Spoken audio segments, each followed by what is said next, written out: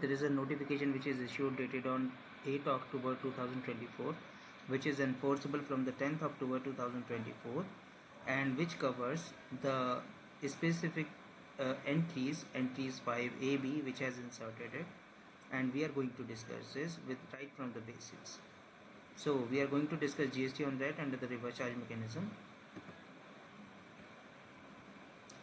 So first of all, we need to understand what is the reverse charge mechanism.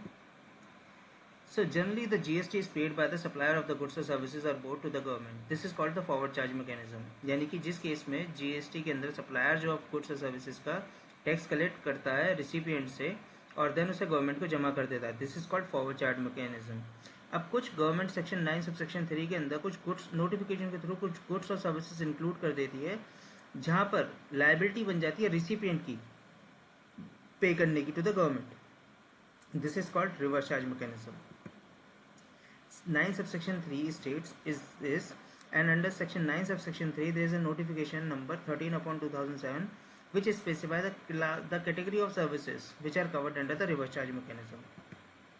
So it is amended by way of notification 9/2024, which stated that the category of supplier services is services by way of renting of any property other than residential dwelling. यानी कि commercial हो, complex हो, but residential dwelling को छोड़ करके कुछ भी हो, उन्होंने इसे कवर किया है by as a category of the reverse charge category.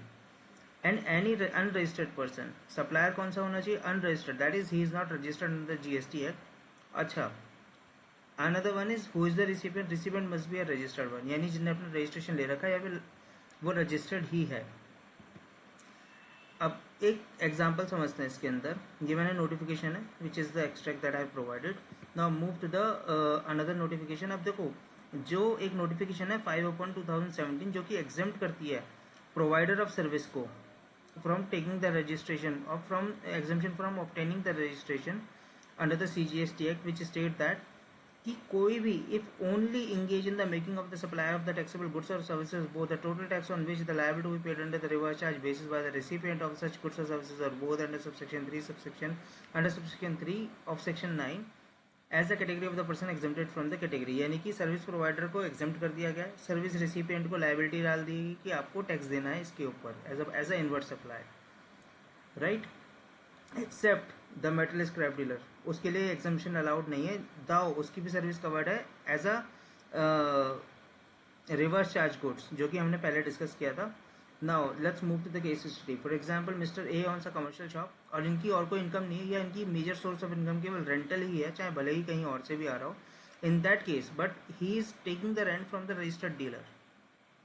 In that case, he is liable to pay under the RCM. That means B is liable to pay under the RCM on such goods or services, and Mr. A is exempted by way of notification number 5/2017, provided उनकी इसी category की ही या इसी service को वो supply कर रहे हैं. Now let's move to the another case study. Mister A owns a commercial shop, यानी उनकी पहली सोर्स ऑफ इनकम एक रेंटल भी है, दूसरी सोर्स ऑफ इनकम इनकी ई कॉमर्स बिजनेस भी है. तो इस वाले केस में ई कॉमर्स बिजनेस के केस में क्या होता है, आपको रजिस्ट्रेशन लेना मैंडेटरी होता है. He is liable to be registered. अब ना आप यहाँ पे वो रजिस्टर्ड हो गए. Now the condition which is specified under the notification is that any unregistered person, and if it is registered then he is not covered by way of the notification. He has to deposit the tax under the FCM, right. Prior to condition भी यही है, there was no obligation, and afterwards भी यही है, there is no obligation on the B. So A is covered under the FCM, right. So this is it. Thank you for watching. Hope you would have understood this. Thank you.